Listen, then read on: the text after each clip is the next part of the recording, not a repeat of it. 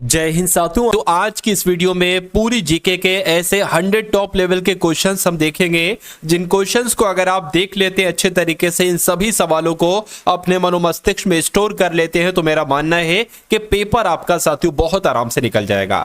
जितने भी आप क्वेश्चंस देखेंगे अपने एग्जाम में, बहुत सारे साथियों यहां से आप क्वेश्चंस देखेंगे, क्योंकि ये पूरा निचोड़ है साथियों जीके का। 100 प्रश्नों के माध्यम से सब कुछ मैं आपको साथियों दे रहा हूं। तो अगर आपका साथियों कोई एग्जाम लगा हुआ है, उसमें जीके के क्वेश्चंस आएंगे, तो इन सभी सवालों को रट कर जाइएगा, तैयार करके जाइएगा, आपके एग्जाम बहुत आराम से क्रैक हो जाएगा।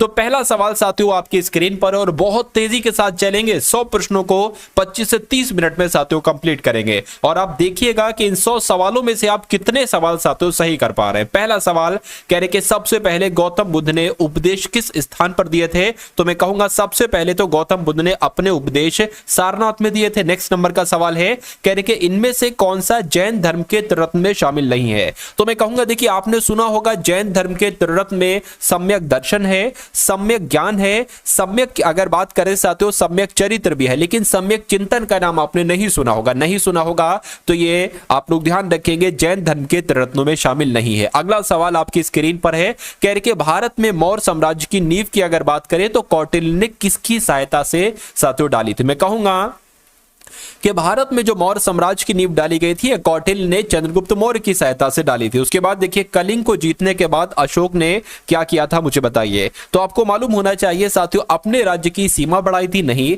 विश्व विजय के लिए निकल पड़े थे नहीं, भारी रक्तपात देखकर बौद्ध धर्म को अपनाया और उसका प्रचार प्रसार किया था। मैं कहूंगा बिल्कुल सही। राइट आंसर आपका अगर है ऑप्शन नंबर सी, तो मैं कहूंगा बिल्कुल करेक्ट है। उसके बाद देखिए कह रहे साथियों भारत का स्वर्ण युग, बहुत इंपॉर्टेंट क्वेश्चन, भारत का स्वर्ण युग किस वंश के शासन काल को कहा जाता है? तो मैं कहूंगा गुप्त के काल को, यानी कि जो गुप्त वंश का काल था ना, इसको ही भारत का स्वर्ण युग कहा जाता है। ये क्वेश्चन टॉप लेवल का है। अगला सवाल है, कह रहे कि विद्या कला साहित्य का महान केंद्र चंद्रगुप्त द्वितीय के काल में कौन सा था? तो मैं कहूंगा उज्जैन आपका यहां पर बिल्कुल करेक्ट आंसर हो जाएगा।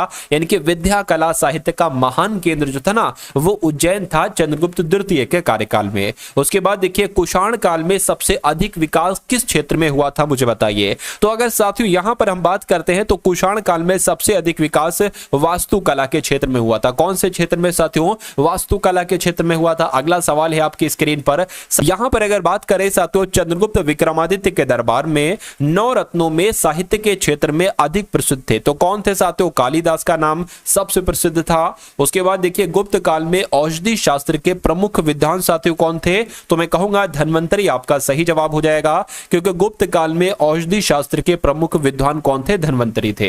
अगला सवाल है, कह रहे कि हर्षवर्धन के कार्यकाल में कौन सा चीनी यात्री भारत आया था मुझे बताइए। तो अगर बात करते हैं यहां पर ऑप्शन नंबर ए की, तो हर्षवर्धन के शासनकाल में कौन सा चीनी यात्री भारत आया था? साथियों हेनस्वांग भारत आया था, ये आपको मालूम होना चाहिए। उसके बाद देखिए अजंता की अधिकांश गुफाएं किस युग में बनी? तो मैं कहूंगा साथियों किस युग में बनी? ये गुप्त युग में बनी। कब बनी? गुप्त युग में बनी साथियों अजंता की अधिकांश गुफाएं। पृथ्वी राज चौहान मोहम्मद गौरी के आक्रमण के समय इनमें से किन स्थानों का शासन था मुझे बताइए। किन एक तरीके से किन स्थानों का शासन था? तो दिल्ली और अजमेर आपका राइट आंसर होगा। मैं कहूंगा बिल्कुल पृथ्वीराज चौहान मोहम्मद गौरी के आक्रमण के समय निम्न में से किन स्थानों का शासक था? ठीक है ना, पृथ्वीराज चौहान। तो मैं कहूंगा साथियों किसका किसका? दिल्ली का था और अजमेर का था, ये आपको मालूम यहां पर होना चाहिए। चलिए उसके बाद देखिए अगला सवाल है, कह रहे कि गुप्तकालीन बौद्ध शिक्षा का महान केंद्र कौन सा था? तो यहां पर आपका राइट आंसर नालंदा हो जाएगा, क्योंकि गुप्तकालीन बौद्ध शिक्षा का महान केंद्र नालंदा ही था। 712 ईस्वी में सिंध पर हुए अरब आक्रमण का नेतृत्व करता साथियों कौन था मुझे बताइए। तो यहां पर मोहम्मद बिन कासिम की अगर बात करें तो मोहम्मद बिन कासिम आपका बिल्कुल करेक्ट आंसर हो जाएगा। भाई बहुत बढ़िया, वेरी गुड क्लास। देखिए जो भी आपके एग्जाम ओरिएंटेड क्वेश्चंस बनते हैं ना, उन सभी क्वेश्चंस को हम कंप्लीट यहां पर कर रहे हैं, देखिएगा। इसलिए मैं आपसे रिक्वेस्ट करूंगा कि जो लोग चैनल पर नए हैं, जिन्होंने अभी तक चैनल को सब्सक्राइब नहीं किया है, साथियों चैनल को तुरंत सब्सक्राइब कर लें। जो रेड कलर में लिखा हुआ सब्सक्राइब उस पर क्लिक कर लें, ठीक है ना, आपका चैनल सब्सक्राइब हो जाएगा और जैसे आप यूट्यूब पर आएंगे तो हमारी वीडियोस आपके सामने आ जाएगी। उसको आप वॉच कर लीजिए, तैयार कर लीजिए और अपने एग्जाम को साथियों क्रैक कर डालिए। और वीडियो को जिन्होंने लाइक नहीं किया है तो तुरंत साथियों वीडियो को भी लाइक कर दीजिए। यहां पर अगर बात करें, कहा जा रहा है कि किसने कांग्रेस की स्थापना में महत्वपूर्ण भूमिका निभाई थी? तो मैं कहूंगा साथियों किसका नाम, A.O. ह्यूम की अगर बात करें तो इन्होंने कांग्रेस की स्थापना में महत्वपूर्ण भूमिका निभाई थी। उसके बाद देखिए द्वितीय गोलमेज सम्मेलन में भारत का प्रतिनिधित्व किसने किया था, तो मैं कहूंगा किसने किया था, अरुणा आसफ अली जी ने किया था। अगला सवाल है कह रहे कि असहयोग आंदोलन किस कारण फरवरी 1922 में वापस ले लिया गया था, तो साथियों बारदोली सत्याग्रह की वजह से नहीं, चौरी चौरा कांड की वजह से, मैं कहूंगा बिल्कुल सही। 1922 में साथियों जो असहयोग आंदोलन वापस ले लिया था, चौरी चौरा कांड की वजह से वापस ले लिया गया था। कांग्रेस का प्रथम अधिवेशन साथियों कब हुआ था, 1985 में हुआ था। और कहां हुआ था, तो बंबई में हुआ था, जिनका भी आंसर ऑप्शन नंबर सी है, मैं कहूंगा बिल्कुल करेक्ट है। साथियों सुपर फास्ट क्लास है, आपको कम से कम समय में आपको बहुत अच्छा कंटेंट और एग्जाम ओरिएंटेड क्वेश्चंस आपको दिए जा रहे हैं। तो मैं कहूंगा कि क्लास को आपको बस ध्यान से देखना है। इन क्वेश्चंस को मैं आपके मनोमस्तिष्क में साथियों फीड कर रहा हूं, स्टोर कर रहा हूं, भले आपको मालूम पड़ रहा हो या ना मालूम पड़ रहा हो, लेकिन कहीं ना कहीं आपके मनोमस्तिष्क में स्टोर हो रहे हैं। और जब एग्जाम के सामने, एग्जाम हॉल में पेपर के सामने साथियों जब आप देखेंगे कि यही क्वेश्चंस आपको देखेंगे ना, तो बहुत तेजी के साथ आप सारे क्वेश्चंस के आंसर लगाते चले जाएंगे। चलिए तो बस आपको अपने दिमाग को हाजिर नाजिर रखते हुए इस क्लास को देखना है, बहुत ध्यान से देखिए। यानी कि निम्नलिखित में से किसने कांग्रेस की स्थापना का विरोध किया था, तो कांग्रेस की स्थापना का विरोध किसने किया था, सर सैयद अहमद खान ने, तो सैयद अहमद खान ने किया था, आप लोग ध्यान रखेंगे। उसके बाद देखिए कांग्रेस की ओर से गांधी जी ने किस गोलमेज सम्मेलन में भाग लिया था, तो किसमें लिया था साथियों, आपका राइट आंसर दूसरा हो जाएगा, यानी कि दूसरे गोलमेज सम्मेलन में महात्मा गांधी जी ने भाग लिया था। स्वदेशी आंदोलन साथियों कब प्रारंभ हुआ था, तो क्या बंगाल विभाजन के विरोध में स्वदेशी आंदोलन प्रारंभ हुआ था, मैं कहूंगा बिल्कुल सही, पहला पड़ा और पहला ही आपका राइट आंसर हो गया। उसके बाद देखिए रामकृष्ण मिशन की स्थापना साथियों किसने की थी, मुझे बताइए। तो आप लोग ध्यान रखेंगे स्वामी विवेकानंद जी की अगर बात करते हैं तो स्वामी विवेकानंद जी ने ही रामकृष्ण मिशन की स्थापना की थी। अगला सवाल आपकी स्क्रीन पर है, कह रहे कि कानपुर 1857 के विद्रोह का एक प्रमुख केंद्र रहा। यहां विद्रोह की बागडोर किसने संभाली थी, अलग अलग जगह से अलग अलग लोगों ने बागडोर संभाली थी। तो 1857 की क्रांति में जो कानपुर से नेतृत्व किया था वो नाना साहिब ने किया था। किसने किया था साथियों, नाना साहिब ने किया था। उसके बाद देखिए अगला सवाल है, कह रहे कि 1857 की क्रांति के पश्चात किसे रंगून निर्वासित कर दिया गया था, तो किसे साथियों रंगून निर्वासित कर दिया गया था, मैं कहूंगा बहादुर शाह जफर को कर दिया गया था।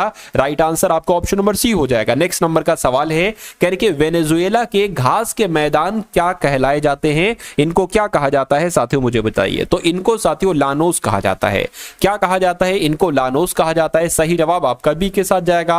उसके बाद देखिए किस महाद्वीप में ब्रुनोई स्थित है, तो अगर आपसे डायरेक्ट ये सवाल पूछे तो आप बता देना कि एशिया महाद्वीप में ब्रुनोई स्थित है। अगला सवाल है, कह रहे कि ग्लोब पर कुल अक्षांश रेखाओं की संख्या कितनी है, तो ये कई बार आपसे एग्जाम में सवाल पूछा जा चुका है, आप लोग ध्यान रखेंगे। ग्लोब पर कुल अक्षांश रेखाओं की संख्या 181 है। ध्रुव तारे की दिशा किस ओर रहती है मुझे बताइए, तो मैं कहूंगा ध्रुव तारे की दिशा साथियों उत्तर की तरफ रहती है। किस दिशा तरफ रहती है, उत्तर की दिशा की तरफ रहती है। चलिए अब आपसे अगर पूछा जाए कि सदाबहार वन कहां पाए जाते हैं, देखिए ये वो क्वेश्चन है जो अभी एग्जामिनर के मनोमस्तिष्क में साथियों टहल रहे हैं। मैं कहूंगा कहीं ना कहीं एग्जामिनर इन्हीं सवालों को साथियों उठाएगा और ये बात बहुत अच्छी हो जाएगी कि एग्जाम में जाने से पहले पहले आपको तकरीबन बहुत सारे ऐसे क्वेश्चंस मालूम पड़ जाए कि उनकी आने की संभावना। देखिए यहां पर पेपर लीक मैं नहीं करा रहा हूं, आप ये ना सोचिएगा कि भैया रियल पेपर है। ये मैं फिर आपको बता दूं, देखिए जब इंसान को बहुत ज्यादा एक्सपीरियंस हो जाता है ना, तो वो अपने एग्जामिनर को देखता है कि किस टाइप के वो क्वेश्चंस पूछ रहा है एग्जाम में, तो उस टाइप के क्वेश्चन साथियों तैयार किए जाते हैं, निकाले जाते हैं किताबों में से और डायरेक्ट अगले एग्जाम में वही लगभग क्वेश्चंस आ जाते हैं। मैं नहीं कहूंगा कि 100% यही सवाल आएंगे, लेकिन मैं अपने एक्सपेक्टेशन से, मेरा जो एक्सपीरियंस है, मेरा जो अनुभव है साथियों पिछले 4 सालों का, हाँ उसके आधार पर मैं कह सकता हूं कि ये सवाल आपके लिए सबसे इंपॉर्टेंट है। और अगर आप अपने एग्जाम को क्रैक करना चाहते हो तो आप सबसे पहले इन सवालों को तैयार कीजिए, फिर दूसरी चीज को प्रेफरेंस दीजिए, ठीक है ना। चलिए तो अगर आपसे एग्जाम में पूछा जाए कि सदाबहार वन कहां पाए जाते हैं, तो विषुवतीय क्षेत्र में पाए जाते हैं, ये आपको मालूम होना चाहिए। विश्व में सर्वाधिक वर्षा कहां पर होती है? तो आप लोग ध्यान रखेंगे साथियों, यहां पर अगर ऑप्शंस की बात करें तो मेघालय के मासिनराम में विश्व में सबसे ज्यादा वर्षा होती है। आंसर आपका डी के साथ। उसके बाद देखिए कह रहे कि विश्व का सबसे बड़ा मरुस्थल कौन सा है, मुझे बताइए। तो विश्व का सबसे बड़ा मरुस्थल साथियों अगर आप पूछे तो आपका यहां पर राइट आंसर क्या हो सकता है, मुझे बताइए। तो अगर सहारा मरुस्थल आपका जवाब है तो मैं कहूंगा आपका जवाब बिल्कुल सही है।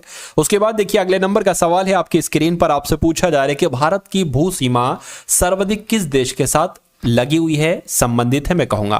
तो यहां पर बांग्लादेश आपका राइट आंसर हो जाएगा। यानी कि जो भारत की सीमा, ऐसा कौन सा देश है जिस देश की सीमा भारत के सबसे लंबी सीमा है, तो बांग्लादेश आपका यहां पर राइट आंसर होगा। उसके बाद देखिए क्षेत्रफल के आधार पर भारत का सबसे छोटा राज्य कौन सा है, तो मैं कहूंगा गोवा यहां पर आपका राइट आंसर हो जाएगा। अगला सवाल है करके सरदार सरोवर बांध किस नदी पर बना हुआ है, तो मैं कहूंगा नर्मदा नदी पर ही सरदार सरोवर बांध बना हुआ है। उसके बाद देखिए अगले नंबर का साथियों सवाल आपकी स्क्रीन पर है, कह रहे कि पौंग बांध, क्या साथियों पौंग बांध किस नदी पर है? अगर आपसे एग्जाम में पूछा जाए तो आपका राइट आंसर व्यास नदी के साथ जाना चाहिए, क्योंकि पौंग बांध कहां पर है, तो व्यास नदी पर है। अगला सवाल है कह रहे कि ग्रीन हाउस प्रभाव में कौन सी गैस की प्रमुखता होती है? तो अगर यहां पर अगर बात करते हैं साथियों किसकी अधिकता होती है, तो मैं कहूंगा कार्बन डाइऑक्साइड की अधिकता होती है। राइट आंसर आपका बी। अगला सवाल देखिए निम्नलिखित में से कौन सी पेट्रोलियम मोम है, मुझे बताइए। तो इसमें से पेट्रोलियम मोम की बात करें तो पैराफिन मोम आपका यहां पर क्या होगा, पैराफिन मोम आपका राइट आंसर हो जाएगा। उसके बाद देखिए एलपीजी गैस सिलेंडर में कौन सी गैस सबसे अधिक होती है? तो कौन सी गैस सबसे अधिक होती है साथियों? ब्यूटेन गैस सबसे अधिक होती है। अगला सवाल है साथियों, बहुत तेजी के साथ यहां पर हम लोग चल रहे हैं, क्योंकि मैंने आपको बताया कि कम से कम समय में आपको ज्यादा से ज्यादा क्वेश्चंस करवाऊंगा। कह रहे कि अंतरिक्ष रॉकेट में कौन सा ईंधन प्रयुक्त होता है? तो ठोस ईंधन प्रयुक्त होता है अंतरिक्ष रॉकेट में। अगला सवाल देखिए कह रहे कि सूर्य की असीमित ऊर्जा का स्रोत क्या है? यानी कि सूर्य के पास जो असीमित ऊर्जा है इसका स्रोत एक तरीके से नाभिकीय संलयन है। राइट आंसर आपका जाएगा ऑप्शन नंबर ए के साथ। नेक्स्ट नंबर का सवाल है कह रहे कि निम्नलिखित में से किस पर ऋण आवेश होता है? तो किस पर साथियों ऋण आवेश होता है? इलेक्ट्रॉन पर ऋण आवेश होता है। मैं कहूंगा हां इलेक्ट्रॉन पर ही ऋण आवेश होता है। अगला सवाल देखिए कहा जा रहा है कि पागल कुत्ते के काटने से कौन सा रोग होता है? तो पागल कुत्ते के काटने से तो साथियों हाइड्रोफोबिया नाम का रोग होता है। कौन सा रोग होता है? हाइड्रोफोबिया नाम का रोग हो जाता है। स्वस्थ मनुष्य के शरीर का ताप कितना होता है साथियों, मुझे बताइए। तो अगर आपके एग्जाम में यह सवाल आया है कि स्वस्थ मनुष्य के शरीर का ताप कितना होता है, तो 98.4 डिग्री फ़ारेनहाइट कहां पर लिखा हुआ है? 98.4 डिग्री फ़ारेनहाइट कहां पर लिखा हुआ? मैं कहूंगा इस जीरो को हटा दीजिए, तो यही आपका राइट आंसर हो जाएगा। अगला सवाल है कह रहे कि इंद्रधनुष बनने के क्या कारण है? तो इंद्रधनुष बनने के कारण क्या है साथियों? कोहरा, ठंड नहीं साथियों, पानी की बूंदों से प्रकाश का विवर्तन, यही इंद्रधनुष बनने का कारण होता है। उसके बाद देखिए बिजली के बल्ब का जो फिलामेंट होता है ना साथ, तो ये किसका बना होता है? तो ये टंगस्टन का बना होता है। सही जवाब आपका सी के साथ जाएगा। झंडा ऊंचा रहे हमारा किस कवि की रचना है, मुझे बताइए। तो ये किस कवि की रचना है? ये तो श्यामलाल गुप्त पार्षद की रचना है। ये आप लोगों को याद रखना है। आंसर आपका जाएगा डी के साथ। अगला सवाल है कह रहे कि उपभोक्ता अधिकार दिवस साथियों कब मनाया जाता है, मुझे बताइए। मैं कहूंगा 15 मार्च की अगर बात करें तो 15 मार्च को ही उपभोक्ता अधिकार दिवस मनाया जाता है। अगले नंबर का सवाल है करके शहीद दिवस मनाने की तिथि क्या है? यानी कि शहीद दिवस कब मनाया जाता है? तो आपको मालूम होना चाहिए 30 जनवरी को ही साथियों शहीद दिवस मनाया जाता है। राइट आंसर जिनका भी डी के साथ है बिल्कुल करेक्ट है। अगला सवाल देखिए कह रहे कि यामा के लेखक कौन है? तो यामा की लेखिका की अगर बात करें तो महादेवी वर्मा है। कौन है साथियों? महादेवी वर्मा है। नेक्स्ट नंबर का सवाल है उस कवि तथा नाटककार का नाम बताइए जिसे इंडियन शेक्सपियर कहा जाता है। यानी कि इंडियन शेक्सपियर के नाम से किन्हें जाना जाता है? तो मैं कहूंगा कालिदास को जाना जाता है। बिल्कुल साथियों इंडियन शेक्सपियर यानी कि भारत का शेक्सपियर कालिदास को ही कहा जाता है। अगला सवाल है आपकी स्क्रीन पर, आपसे पूछा जा रहा है कि प्राचीन भारतीय दर्शन की कितनी शाखाएं हैं? तो 6 शाखाएं। बिल्कुल साथियों 6 शाखाएं हैं प्राचीन भारतीय दर्शन की। उसके बाद देखिए पौराणिक हिंदू धर्म कैसा धर्म है? तो पौराणिक हिंदू धर्म कैसा धर्म है? ये बहुदेववादी धर्म है। क्या साथियों? ये बहुदेववादी धर्म है। आंसर आपका जाएगा बी के साथ। दुग्ध उत्पादन में भारत का विश्व में साथियों क्या स्थान है, मुझे बताइए। देखिए दूध के उत्पादन की जब हम बात करते हैं तो दूध के उत्पादन में भारत का पहला स्थान है। अगला सवाल है कह रहे निम्नलिखित में से कौन सा पत्तन पूर्वी घाट पर नहीं है? तो पूर्वी घाट पर साथियों हल्दिया है, पारादीप है, चेन्नई है, लेकिन न्यू मैंगलोर नहीं है। अब नहीं है तो यही आपका राइट आंसर है। चलिए भाई हड़प्पा संस्कृति की जब हम बात करें तो ये किस युग से संबंधित है साथियों? ये कांस्य युगीन सभ्यता है, यानी कि कांस्य युग से संबंधित है हड़प्पा संस्कृति। आपसे एग्जाम में सवाल पूछा जाएगा, इसलिए आप लोग याद रखेंगे इसको। वह स्थान जो भारत में आर्यों का प्रारंभिक निवास स्थान था, उसको साथियों क्या कहा जाता है, मुझे बताइए। तो यहां पर अगर बात करें साथियों, उसको आर्यवर्त कहा जाता है, यानी कि आर्यवर्त एक ऐसा स्थान था जो भारत में आर्यों का प्रारंभिक निवास स्थान साथियों जिसे कहा जाता था। गौतम बुद्ध ने अपना पहला उपदेश की अगर बात करें साथियों, तो पहला उपदेश जो इन्होंने सारनाथ में दिया था, कहां दिया था साथियों? सारनाथ में दिया था। त्रिरत्न का सिद्धांत संबंधित है, तो जो त्रिरत्न है ना साथियों, त्रिरत्न ये जैन धर्म के त्रिरत्न है, आपने सुना होगा। तो त्रिरत्न का संबंध किससे है? जैन धर्म से है साथियों। चलिए, चेचक के टीके की अगर बात करें तो इसकी खोज साथियों किसने की थी, मुझे बताइए। साथियों, अगर आपने अभी तक इस वीडियो को लाइक नहीं किया तो रिक्वेस्ट करूंगा कि वीडियो को लाइक कर दीजिए, और अगर चैनल पर साथियों नए हैं तो चैनल को सब्सक्राइब कर दीजिए। चलिए भाई, चेचक के टीके की जब हम बात करते हैं तो एडवर्ड जेनर आपका राइट आंसर हो जाएगा, क्योंकि चेचक के टीके का आविष्कार एडवर्ड जेनर ने ही किया था। निम्नलिखित में से कौन सा देश संयुक्त राष्ट्र संघ का 151वां देश सदस्य देश बना है? तो यहां पर अगर आपसे पूछा जाए तो पूर्वी तिमोर आपको बता देना। क्या बताना है साथियों? पूर्वी तिमोर आपको बता देना है। 10 दिसंबर को मनाया जाता है। तो 10 दिसंबर को साथियों कौन सा दिवस मनाया जाता है? मैं कहूंगा मानव अधिकार दिवस की अगर बात करते हैं तो यह साथियों 10 दिसंबर को ही मनाया जाता है। खाद्य एवं कृषि संगठन का मुख्यालय कहां पर है, बताइए। तो आपको मालूम होना चाहिए साथियों, रोम की जब हम बात करते हैं तो रोम में ही साथियों खाद्य एवं कृषि संगठन का मुख्यालय है। 1206 में भारत का प्रथम मुस्लिम शासक साथियों कौन था, मुझे बताइए। तो किनकी बात चल रही है? क्या आपका राइट आंसर होगा? क्या कुतुबुद्दीन ऐबक आपका राइट आंसर होगा? मैं कहूंगा बिल्कुल 1206 में भारत का जो प्रथम मुस्लिम शासक था वो कुतुबुद्दीन ऐबक ही था। विद्युत धारा नापने की इकाई की अगर बात करें साथियों, तो विद्युत धारा, देखिए ये तो एम्पियर आपका राइट आंसर होगा, क्योंकि विद्युत धारा नापने की इकाई की अगर बात करें तो एम्पियर ही तो है साथियों जो विद्युत धारा को मापता है। उसके बाद देखिए अगला सवाल है, कह रहे कि लोहे की गेंद तो पानी में डूब जाती है परंतु जहाज तैरता रहता है, ऐसा क्यों होता है? कि जहाज के द्वारा हटाए गए पानी का भार उसके भार से अधिक होता है। मैं कहूंगा बिल्कुल सही, पहला पढ़ा और पहला ही आपका यहां पर राइट आंसर हो गया। अगला सवाल है, कह रहे कि यांत्रिक ऊर्जा को विद्युत ऊर्जा में किसके द्वारा बदला जाता है? तो डायनेमो के द्वारा बदला जाता है। यांत्रिक ऊर्जा को विद्युत ऊर्जा में डायनेमो के द्वारा ही बदला जाता है। ओजोन की परत किन हानिकारक किरणों से पृथ्वी की रक्षा करती है? अगर आपसे पूछा जाए तो पराबैंगनी किरणें आपको बताना है। यानी कि ओजोन की परत जो है ना, ये साथियों पराबैंगनी के जो सूर्य से निकलती है साथियों, जो एक तरीके से पराबैंगनी किरणों से रक्षा करता है ओजोन की परत, पृथ्वी का सुरक्षा कवच भी इसको कहा जाता है। कोयले की किस किस्म में मूल पादप द्रव्य के अभिज्ञ अवशेष पाए जाते हैं? तो क्या आपका राइट आंसर होगा? पीट प्रकार का जो कोयला होता है ना साथियों, एंथ्रासाइट कोयला है, लिग्नाइट कोयला है, जो पीट टाइप का कोयला होता है, ये कोयले की एक ऐसी किस्म है जिसमें मूल पादप द्रव्य के अभिज्ञ अवशेष पाए जाते हैं। चलिए,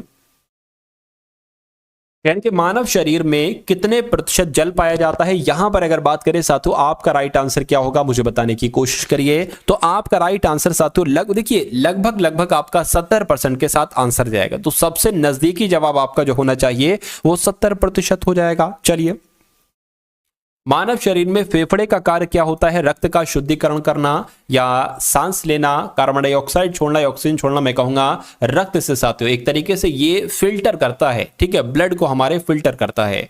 लोहे का शुद्धतम रूप साथियों क्या है, मुझे बताइए। तो मैं कहूंगा जो पिटवा लोहा ना, यही लोहे का शुद्धतम रूप होता है। अगला सवाल है, कह रहे कि जोड़ों का दर्द यानी कि गठिया ये किस कारण होता है, मुझे बताइए। तो जो जोड़ों का दर्द होता है ना साथियों, गठिया जो होता है, ये अस्थियों में यूरिक अम्ल जाने से हो जाता है।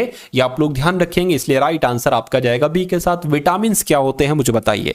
तो विटामिन की अगर बात करें, अगर आपके एग्जाम में ये सवाल पूछा जाए, और पूछा जाएगा बिल्कुल, तभी तो मैं आपको पढ़ा रहा हूं जो पूछा जाएगा।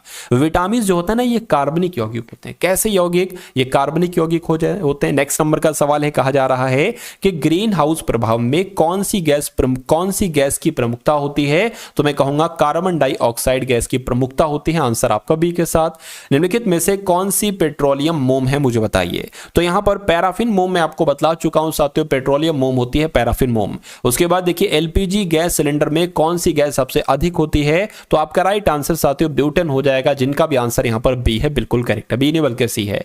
अंतरिक्ष रॉकेट में कौन सा ईंधन साथियों इस्तेमाल किया जाता है, तो मैं कहूंगा ठोस ईंधन इस्तेमाल किया जाता है, आंसर आपका डी के साथ जाएगा। देखिए कुछ क्वेश्चंस मैंने रिपीटेड रखे हैं कि अभी आपको क्लास में पढ़ाए गए और तुरंत 5 मिनट बाद 10 मिनट बाद वो क्वेश्चंस दोबारा से आपके सामने से निकाले जाएंगे, क्योंकि लगभग ज्यादा नहीं 5 से 6 ऐसे क्वेश्चंस है, क्योंकि आपको भी देखिए कि भाई अभी आपने जो पढ़ा कि आप उसका आंसर दे पा रहे हो, अगर दे पा रहे हो तो बहुत अच्छी बात है, यानी कि अगर आप दे पा रहे हो तो आपने क्लास को अच्छे से तमीज से क्लास को लिया है, ठीक है। लेकिन अगर आपका दिमाग इधर उधर है, ठीक है, कुछ और आप सोच रहे हो, तो कुछ नहीं होगा, नहीं आप इनके आंसर दे पाओगे। चलिए यहां पर अगर बात करते हैं साथियों, लिखा हुआ है कि सूर्य की जो असीमित ऊर्जा है इसका स्रोत क्या है, तो साथियों नाभिकीय संलयन है, यह आपका राइट आंसर है। अगला देखिए निम्नलिखित में से किस पर ऋण आवेश होता है, तो मैं कहूंगा इलेक्ट्रॉन पर साथियों ऋण आवेश होता है। उसके बाद देखिए कह रहे कि पागल कुत्ते के काटने से कौन सा रोग हो जाता है, तो पागल कुत्ते के काटने से तो हाइड्रोफोबिया हो जाता है साथियों। कौन सा रोग, हाइड्रोफोबिया हो जाता है। प्रेशर कुकर में खाना जल्दी पक जाता है, क्यों, क्योंकि सुविधाजनक नहीं, ये भी नहीं, ये भी नहीं साथियों, क्योंकि इसमें उबलने का ताप बिंदु कम हो जाता है। उसके बाद देखिए स्वस्थ मनुष्य के शरीर का ताप क्या होता है साथियों, मैंने कहा था कि 98.4 डिग्री फ़ारेनहाइट होता है। इंद्रधनुष बनने का कारण क्या होता है, तो प्रकाश के विवर्तन, यानी कि पानी की बूंदों से प्रकाश का विवर्तन बनता है, यही वजह से इंद्रधनुष बनता है। बिजली के बल्ब का फिलामेंट की जब हम बात करते हैं साथियों किससे बना होता है, तो ये तो टंगस्टन से बना होता है। किससे बना होता है साथियों, टंगस्टन से ही बना होता है। अब देखिए अगला सवाल है, कह रहे कि भारतीय संविधान में संशोधन की प्रक्रिया कौन से अनुच्छेद में है साथियों, मुझे बताइए। अगर संविधान में संशोधन करना है तो यह प्रक्रिया अनुच्छेद 368 में साथियों वर्णित है। लोकसभा के प्रथम आम चुनाव किस वर्ष हुए, मुझे बताइए। चलिए तो मैं कहूंगा आप लोग ध्यान रखेंगे, लोकसभा के प्रथम आम चुनाव साथियों कब हुए थे, आप लोग को मालूम होना चाहिए 1952 में हुआ था। उसके बाद देखिए 26 जनवरी 1950 को किस भाषा को भारत की प्रधान भाषा का दर्जा दिया गया। तो यहां पर अगर साथियों बात करें हिंदी का, अगर आपका राइट आंसर मैं कहूंगा बिल्कुल, यानी कि 26 जनवरी 1965 को हिंदी भाषा को भारत की प्रधान भाषा का दर्जा दिया गया था। उसके बाद देखिए नेक्स्ट नंबर का सवाल है, कह रहे कि हमारे राष्ट्रीय ध्वज में सफेद रंग का क्या महत्व है। तो जो हमारा राष्ट्रीय ध्वज है इसमें जो सफेद रंग है इसका क्या मतलब है साथियों, ये किसको साथियों इंडिकेट करता है, सत्य और शांति को इंडिकेट करता है। उसके बाद देखिए किस संशोधन के द्वारा शिक्षा जो राज्य विषय था इसको समवर्ती सूची में स्थानांतरित कर दिया गया, तो मैं कहूंगा यहां पर आपका राइट आंसर 42वां संविधान संशोधन के साथ जाएगा। और यह सवाल आपसे बहुत बार बार पूछा जाता है। राष्ट्रीय विकास परिषद का पदेन अध्यक्ष साथियों कौन होते हैं, मुझे बताइए। तो राष्ट्रीय विकास परिषद के पदेन अध्यक्ष कौन होते हैं, प्रधानमंत्री ही राष्ट्रीय विकास परिषद के साथियों पदेन अध्यक्ष होते हैं, आप सभी लोगों को मालूम होना चाहिए। पार्लियामेंट को एक वर्ष में कम से कम कितनी बार मिलना होता है, देखिए पार्लियामेंट को कम से कम एक वर्ष में साथियों कितनी बार मिलना होता है, अगर यह सवाल पूछे तो 2 बार आपको बता देना है। क्या आपको बताना है साथियों, 2 बार आपको बता देना है। अब उसके बाद देखिए अगला सवाल है, कह रहे कि गरीबी उन्मूलन के द्वारा प्रत्येक आंख से प्रत्येक आंसू पोंछने की कामना किसने की थी। यानी कि आपको सिर्फ इतनी सी बात बताना है कि यह वाक्य किसका है, ये शब्द कितने किसके हैं, तो मुझे बताइए। चलिए और ये क्वेश्चन की अगर बात करें, क्वेश्चन में साथियों बहुत शानदार है। चलिए तो फटाफट साथियों यहां पर आप लोग बता दीजिए किसका यह कथन है। तो यह गांधी जी का कथन है। किसका कथन है साथियों, यहां पर अगर बात करें हो सकता हो गांधी जी लिखा हो, तभी तो मैं कहूं साथियों इसमें तो कोई ऑप्शन मुझे सही नहीं लग रहा है। तो गांधी जी यहां पर हो सकता हो लिखा हो, टाइपिंग मिस्टेक हो गई है। अगला सवाल देखिए आपसे यहां पर पूछा जा रहा है कि राज्यपाल का सामान्य कार्यकाल का जो अवधि होती है कितनी होती है। मैं कहूंगा राज्यपाल की कार्यकाल की अवधि कितनी होती है, 5 वर्ष की होती है। आंसर आपका सी के साथ जाएगा। मौलिक अधिकारों के संशोधन के लिए अधिकृत है, यानी कि मौलिक अधिकारों में अगर संशोधन करना होता है ना तो कौन करता है साथियों, मुझे बता दीजिए। तो साथियों पार्लियामेंट यानी कि संसद का यह काम होता है। किसका यह काम होता है, यह संसद का काम होता है कि अगर भैया संविधान में कोई भी संशोधन यानी कि अगर संविधान में कोई भी करेक्शन करना है, कोई भी सुधार करना है, तो यह कौन करता है, यह साथियों संसद करती है। ठीक है, चलिए और अगर यहां पर बात करें संसद किनसे मिलकर बनी है, तो यह चीज भी मैं आपको बता देता हूं। लोकसभा से, क्या लोकसभा प्लस राज्यसभा, क्या साथियों, लोकसभा प्लस राज्यसभा और प्लस राष्ट्रपति, क्या इन तीनों एक तरीके से ये अभिन्न अंग है साथियों संसद के, ये तीनों। उसके बाद देखिए उच्च न्यायालय में न्यायाधीशों की संख्या कौन सुनिश्चित करता है, तो मैं कहूंगा कौन सुनिश्चित करते हैं साथियों, भारत सरकार सुनिश्चित करता है उच्च न्यायालय में न्यायाधीशों की संख्या। ताशकंद घोषणा से संबंधित प्रधानमंत्री कौन है, तो मैं कहूंगा साथियों लाल बहादुर शास्त्री जी ही जो प्रधानमंत्री साथियों ताशकंद घोषणा से संबंधित प्रधानमंत्री हैं। उसके बाद देखिए इनमें से किनका वेतन परिलाभ आयकर से मुक्त होता है, यानी कि आयकर नहीं लगता है साथियों, तो राष्ट्रपति यहां पर आपका राइट आंसर होगा। उसके बाद देखिए 81 वर्ष की आयु में कौन भारत के प्रधानमंत्री बने थे, तो मैं कहूंगा मोरारजी देसाई की जब हम बात करते हैं तो यह सवाल कई बार आपसे पूछा जा चुका है, 81 वर्ष की आयु में कौन भारत के प्रधानमंत्री बने थे, तो मोरारजी देसाई ही बने थे। भारत में सबसे लंबे समय तक मुख्यमंत्री साथियों कौन रहे, यानी कि सबसे लंबा अगर बात करते हैं तो साथियों किनका कार्यकाल था, तो आपका राइट आंसर ज्योति बसु के साथ जाएगा। किसके साथ साथियों, ज्योति बसु के साथ जाएगा। दूसरे देशों में भारतीय मूल के प्रवासी भारतीयों को सरकार भारतीय नागरिकता देगी जिससे भारत के व्यापार में वृद्धि हो, बिल्कुल सही।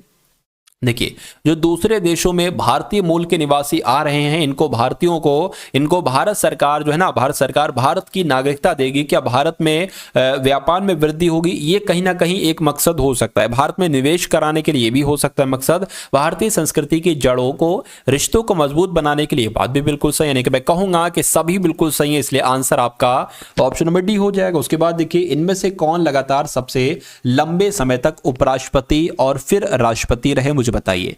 तो किनकी बात चल रही है साथियों, सर्वपल्ली राधाकृष्णन जी की बात चल रही है और यही आपका साथियों बिल्कुल करेक्ट आंसर है। अगला सवाल देखिए, भारत में योजना आयोग स्थापित हुई थी, तो भारत में योजना आयोग तो 1950 में स्थापित की गई थी, आंसर आपका बी के साथ जाएगा।